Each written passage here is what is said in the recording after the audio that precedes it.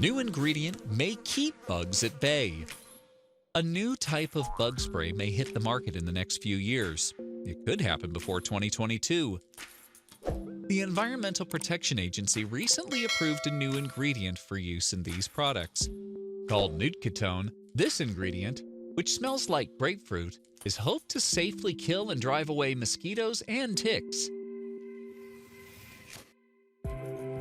Studies show that it's about as effective as other ingredients used in insect sprays, and it can provide protection against bugs for several hours at a time.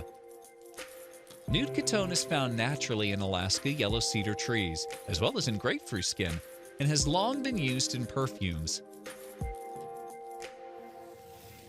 This will expand the options for insect control and may be particularly useful in areas where insects have become resistant to existing products.